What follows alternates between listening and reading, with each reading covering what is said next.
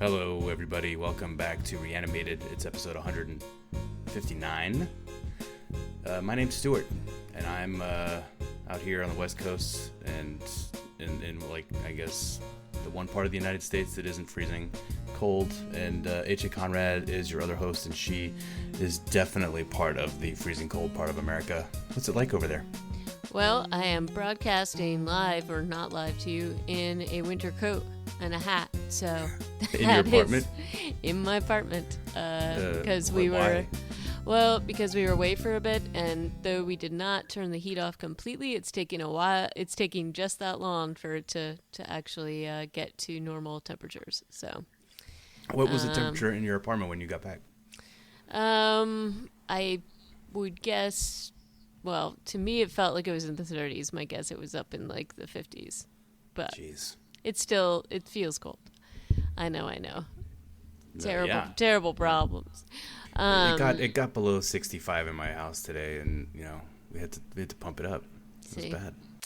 There you go. But as we discussed, no zombies in this kind of weather. And this cold weather keeps them at bay, except for the snow zombies from Game of Thrones. I'm glad to hear that you're not freezing to a popsicle out there. I don't mind it as much. I grew up in New England, so I actually am okay with winter weather being wintry. The stuff that actually freaks me out is when it's too warm. And so it's supposed to hit maybe 60 next weekend. That's what's kind of freaking me out. That's a little odd to have 60 right after this. Yeah. So, I don't know. Hoth is okay for now. All right.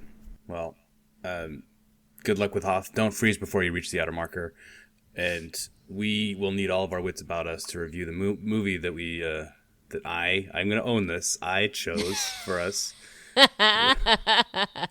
Rise of the Zombie, which we're gonna watch today. We did watch, and we're gonna review today. I'll admit I did curse your name a couple of times while watching this, but then I also blessed you because there were some really hilarious moments, and then overall, I felt like it was a good ride. But I'll get into those details later. Yeah, we'll get to that horror show in a minute. For now, we have a couple of news items which are almost as terrible. The Disney trailer for their Zombies show is out. This is rough. Man, it's going to be about cheerleaders somehow? What? Yeah, I feel like they're trying to go a little... So my take on this is that they're trying to go a little bit Buffy-like in that snarky kind of humor and that take on horror and zombies. And I don't think, because it's Disney, that they're going to be successful in doing this.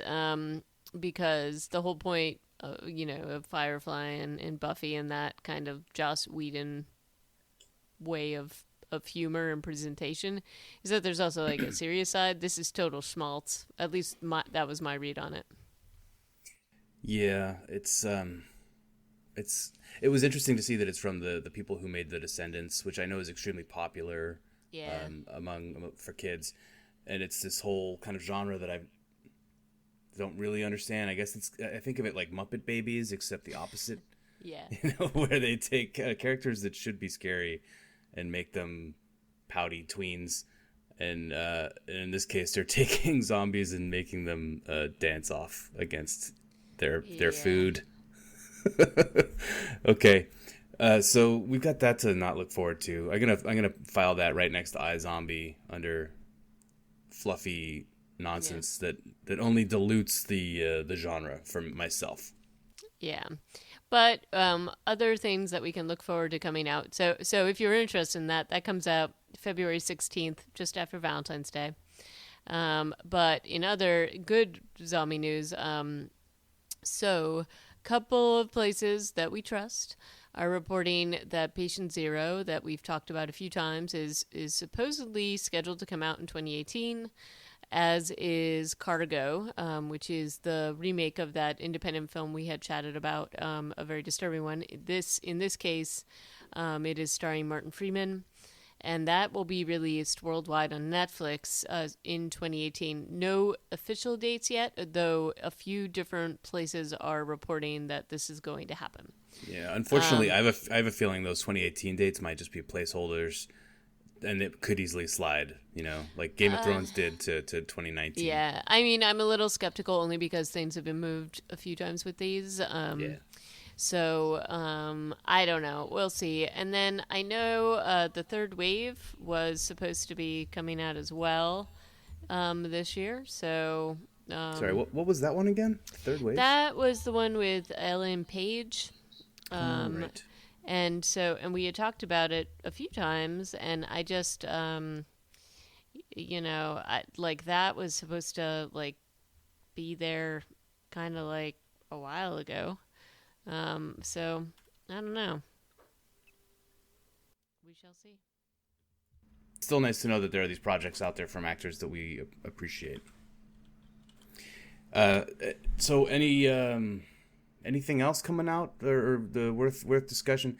Apparently, there's a Norwegian director who's going to be doing some work on the 4th season of Fear the Walking Dead, and the national Norwegian newspapers are picking that up because, as we know, Fear the Walking Dead is a behemoth of a television show. I mean, I think that's pretty much it. Just some things to look forward to for 2018, and we'll keep reporting. There is actually a list that IMDb puts out every year, which is just like a list of different horror films. So we'll put those in the show notes. And I think that there's probably not all of them are of the zombie genre, but at least gives us a good kind of thing to look forward to, and maybe we'll get some dates attached to some of these projects that we've been looking forward to in the, for the upcoming year. It's the new year. We gotta look forward to new projects and things like that. So we'll see. Let's just hope some more get announced. But we should be hearing. I think we'll be hearing soon about The Boy on the Bridge. Was it the sequel or the prequel to The Girl with All the Gifts? I assume just because the guy came out with a book last year, and they followed the first book up with a movie within a year, so I wouldn't be surprised. Cool. So shall we just dive head first? Hold your breath. We're going under. Cool. With the 2013 Indian film Rise of the Zombie, available to watch on Netflix, starring Kenny Paul. Luke Kenny, sorry. The name was just strange. And Devaki Singh. And it is a Hindi horror film.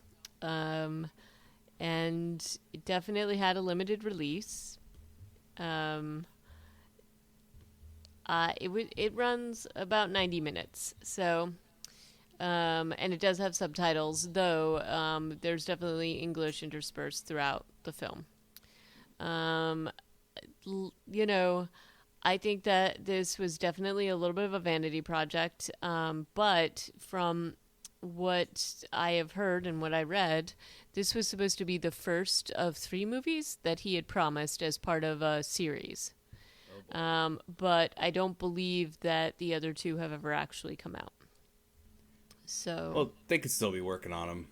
But that's yeah, true. This definitely felt like something that somebody wanted to be the first. Obviously, the way it ends, right, with zero resolution, you think, okay, well that feels unsatisfying.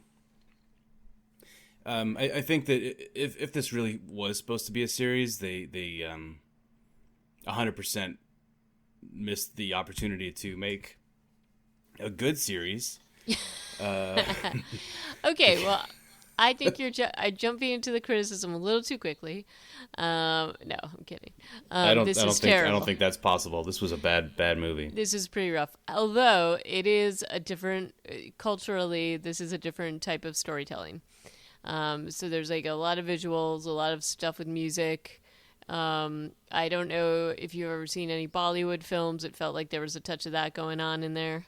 But we just missed out on any dancing and musical numbers. Now, see, this is what I was thinking. If they had actually had that, I would have given this like much higher marks.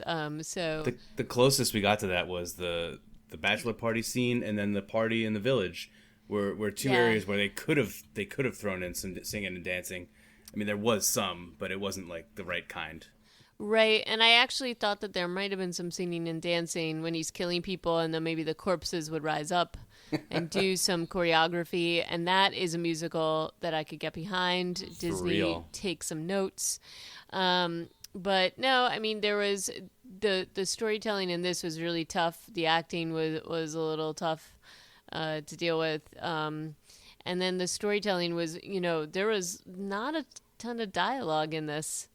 If you think about it, there was a lot of flashbacks, a lot of visuals. Dude, the flashbacks had flashbacks in this movie. It was I constant. know. It was like, oh, do you remember 3 minutes ago when we had this scene? Well, you get to watch it again because we're gonna flash it back. Yep. Yeah, that was. It was really hard to watch mostly for that reason.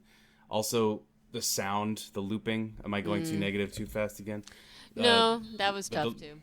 The sound, yeah, they were like, all right, we're just gonna rub the microphone against some jeans. That's honestly what it sounded like, and then we're gonna use that to be like horror sound.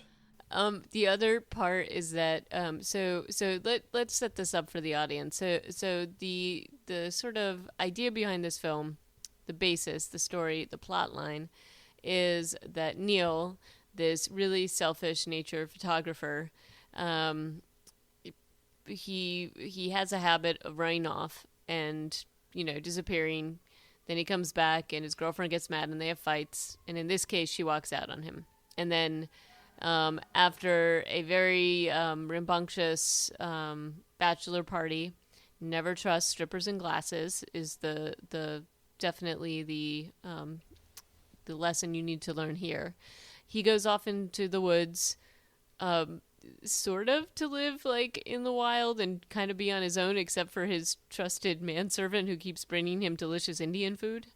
And at some point, a bug bites him, although I felt like there was some connection with the stripper giving him shots or something, that maybe that was where the transformation started. I don't know. And he basically devolves into this zombie creature. So that's kind of, but there isn't a ton of storytelling to get you to where he's doing this other than his weird dreams and makeup on his arms. Yeah, they drag this whole process out for 90 minutes when it really could have been like a 20-minute section of the film, and they could have had the other two, like the sequel and the third part of this series, all happen in the same film, and it would have probably been a lot better if they'd cut out like 90% of the nature B-roll. Right.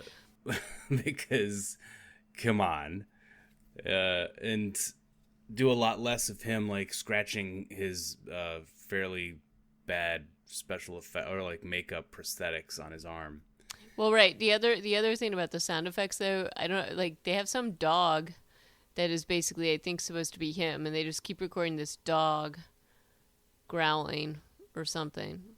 So there's that, and they loop that around, and it's quite obviously the same effect that they're using in like almost every scene where he's going feral.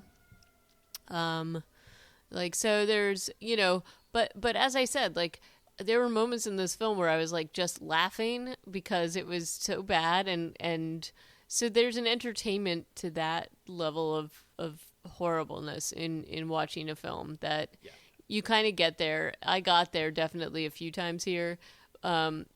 But one of the things that definitely got me there was because part of the storyline is that even though he goes out into nature, he keeps going into this town to use the phone.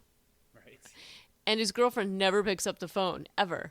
And yet she's worried because he's missing. And then suddenly she's only worried in the third act. In the first and second acts, when he's calling her every day and she never answers the phone, she, apparently she's not worried, or we don't know because we never see her side of the story until the third act. And then she's like, I haven't heard from him in days. I'm so worried. Mm-hmm. And then it's like, wait, this number keeps calling me. Maybe it's him. The moral of the story is always leave a voicemail. Right. Because that's the other thing. He does not do that. And who among us at this point picks up an unknown number? None of us. We don't do that. It's interesting, though, I learned that in, at least in this film, they call those blank calls. Yeah. I don't know what that means. It's clearly not an unknown number, which we have here in the States, which is, that's the caller ID. because they're able to track down the phone number and find the area where it's from. So I thought that was kind of interesting. I don't know. Another strange element in this film was his friend, the bachelor, or the soon not to be bachelor, the groom Anish. to be. Is his name Anish? Yeah. And he and Vinny, the estranged girlfriend, like there's some really odd moments. Like every 5 minutes, he's like, "Oh, I'm so worried. I don't know where he is, but I'm busy with my wedding. Oh, I'm so worried, but I have to get married." Like there's like a lot of really odd moments that sort of seem like, well, what was the point of even having this scene? What is it establishing? I don't even know. I thought they were going to like maybe set those two up to have some sort of like weird affair where they're going to like throw that music in and see some flashbacks or something. I don't know, but that's not what happened. He just like leaves her to get her flight. So, like, I'll drop you at the airport. There's probably going to be traffic. End scene. That's a wrap for an Anish, whatever his name was. It was great. But that was one of the things where I was like just so puzzled about why he was appearing unless there was some other reason for him. And maybe that was like a setup for him for later in the series. I don't know. I'm sure he will show up in the sequel and be like, "I'm married now. I can help. Everything's fine." Because getting married is way more. I mean, I don't know. I guess I'm trying to think. It's like one of my best friends disappeared into the woods for like a week and a half, right before I was going to get married. What would I do? What would you do? What would you do, HA? No. Would you drop everything and run off to the woods with his significant other? If she looked like Vinny, maybe, because I she's know, a really beautiful woman. She's quite attractive. But we never got to see Anish's, lady friend. So, Jess, assuming he's marrying a lady. We did not get to see Jessica or Jessie. So part of this film, up until like the last third, which again, like the third act actually kind of changes. It changes direction in a good way. It needed a total change of direction. But in the first and second acts of this movie, it's kind of just like guy from the big city goes out to the woods, turns into a zombie, and just starts eating all the young women. And his servant guy. But not, he was like really towards the end. But True. in the first, I'd say 2/3 of the film, he only eats these young women from the town. They're like the only young women from the town. We've seen them in 2 scenes, and in the party scene, they were the only real, other than girls. These are like the only late teens, early 20 ladies around, and nobody ever comes asking like, "Hey, we saw you leave the party with Lotta's friend." Yeah, he just gets some weird askance looks when he's trying to use the phone in the village. Like, but nobody like actually confronts him about it. They just sort of like look at him and walk away. There's no like no resolution there. So our town only has like 50 people, and the last time we saw one of them was with you, the guy from out of town who's living in a tent. And everybody's at the same party that he goes to. It's like everybody in the town was there. Oh man, I wasn't sure if there was like some class stuff going on in the way that it plays out. Yeah, India other has piece, some complicated stuff, in that realm.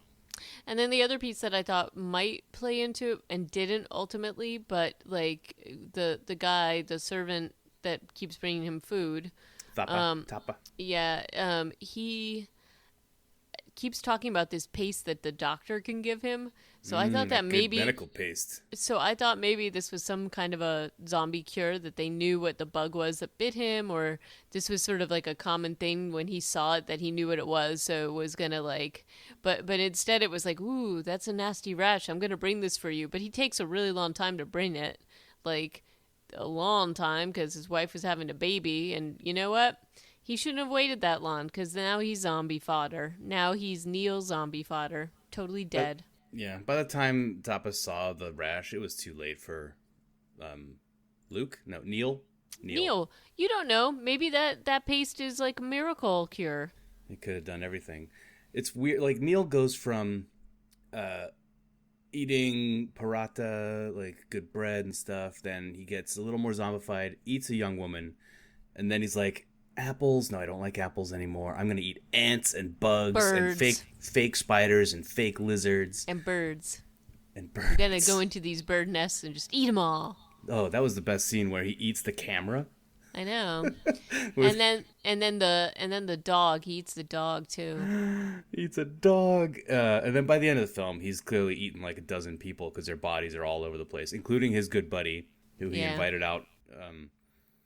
So yeah, by the end of the film, like, yeah, he's no longer just eating the young women of the local village. He's eating everybody he comes across. And we know that Vinny, at least, is getting close because we've had a shot of his good friend, the shopkeeper, whose phone he borrows constantly. And she's found him. So, I was really disappointed that we don't get a Vinny Neil reunion at the end of this movie. I know. Well, so I think that they were supposed to continue this, and maybe it just didn't happen. Regardless, this is even like as a part of a trequel, as like a trilogy rather.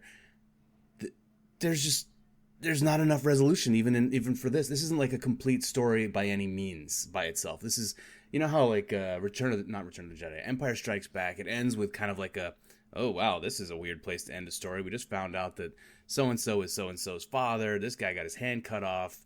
Where's Han Solo? Like what? But at least it still is like a resolution for an ending. They're like, we're gonna run away now. Yeah. But it just ends with like a montage of dead bodies, and then he's got some new contact lenses. Yeah, he really likes the contact lenses. I think it must have been very important for him to get those in the shot. You called this like a vanity project? That's what it felt like. Like for this guy, Yeah. Kenny? Yeah, it feels like something he wanted to do since 90% of the film is on him and him wandering around and him experimenting with makeup and things like that. It felt like he was like, I want to make a zombie film. And this is what I'm going to do. And, that's what he was going to, go for it. And then maybe they just ran out of money and he's all like, okay, like that's it. It's a bizarre story. They even introduce his dad that his girlfriend calls uncle, which I don't know what that's about. His dad's name is like Tom Parker. Yeah. His name is Neil Parker. Yep. I mean, cool. Sure. Yeah, I don't know. What's your takeaway at the end of all this? But then there's also the person who wrote it is the other person that that gets the credit there, Devaki Singh, but this is his only credit. So I don't know how all this came to pass. I don't know how they got Vinny to do this, since I think the actress that plays her is actually a pretty well-known Bollywood star. But hey, maybe we'd feel differently if there was like a 3-part saga, but I would think probably not. So Rohit Vats of IBN Live, this is on Wikipedia, he only gave the film 2 out of 5 stars, saying that it would have been better if the makers would have devised a way of showing the connection between the gloomy environment of the mountains and the mystical origin of the zombie. What do you think about that? That's a good point. I actually was waiting for some kind of like story or background, some kind of something tying what was happening to him to some like folklore from the village or something. We could have, yeah. Like, that's what I thought was going to happen when he got invited to the party, was that they were going to tell him to look out for something evil in the woods or something like that. Like, that's where I thought it was going, and then it didn't go there. That's actually not a bad point. Yeah, like we could have used some Tapa being like, oh, dude, watch out for the bot fly or whatever. That around here they'll just give you a horrible zombie virus. Right, and no amount of cool bread in the world is going to bring you back from that, man. Or pouring water on it. Yeah. This was another thing. When he comes back from town for the first time, he's like halfway back from town, and he's gotten new boots, he's gotten a new sleeping bag, he's had a meal, he's made a phone call. He ate a bun and some tea. He's done all kinds of great things. He saw the only two teenage girls in the town. Well, those were the same girls that he later ran into in the village. I know. And he halfway back though, he gets off his bike and he like pumps a a well thingy and puts some water on his arm, which is already all weird. Why didn't he just go to a pharmacy or see a doctor while he was in town? And why does he at no point, when he's only getting worse and worse and worse, think, I'm going to stop my camping trip and go home to like medicine? My dad is a freaking doctor, and so is my best friend. Yeah. Because, it's not like he doesn't have any idea that something bad's happening to him, because he says multiple times, what's happening to me? Especially when he sees, like, what's happening to his face, which he's really upset about. That was another great scene. That was when he screams, what's happening to me? Like, that's when it all comes home for him and he starts losing his mind, even though he's already eaten 2 people. It's when his hair starts falling out. Yeah. That was the end. I mean, he was like, man, this is just not, I can't handle it. It's not good. Sorry, guys. Although I did find this one piece, which, I think this is one of the few zombie films that had come out of India, but Devaki is actually a woman, and she was the first woman, first Indian woman director to have co-directed a zombie film. So she was a fashion school graduate, and apparently for 10 years before, she dabbled in that kind of thing before pursuing filmmaking. But I'm not seeing anything else about her after this, so that's kind of a bummer. Maybe they'll come out with another one, and they'll have learned from this one to make it more of a complete package that can stand alone in its own right as a sequel. And then maybe they'll be able to make a third one. Yeah. One day. But again, I think I'd be totally game for something that I think that in terms of like cultural folklore, there's typically a zombie or a vampire or, a werewolf, not exact, but like every culture has these kinds of things. It would be really cool to see like a Hindi zombie film that addressed some of this stuff, or that came up with their like an all new kind of mythology. So I'd be down with that. Sure. Who wouldn't? So let's see. Maybe they will redeem themselves next time. I cannot hold out hope. However, I'm not going to write off the whole country of India. I think you guys can do better. Let's keep churning out some zombie content, and we'll watch it. That's our pledge to you. Right. And speaking of which, some new zombie content has come out, which I have some weird feelings about. I have to say, Stuart. Are you talking about Day of the Dead? Oh, I am. Day of the Dead Bloodline just came out. And this is supposed to be an homage to Mr. George Romero's Day of the Dead. And it was just released this past week. So I think that we owe it to everybody to watch this and review this film. I 100% agree. I feel weird about it. I know I am going into this with some trepidation, but I feel like this is something that this is what we're made to do here. This is going to be. I have a feeling that they're going to be. They're calling it an homage. Romero just died. I think this is going to be something that is going to be close to the Romero vision, and so I'll be curious to see how they can toe that line. I'll expect some really heavy-handed class-based exposition, a lot of subtext about it's basically communist in its nature, and something that humanizes the zombies clearly. All right, well let's tackle that next time. And, until then, we will wait with bated breath for the next 2 installments of Rise of the Zombie. And,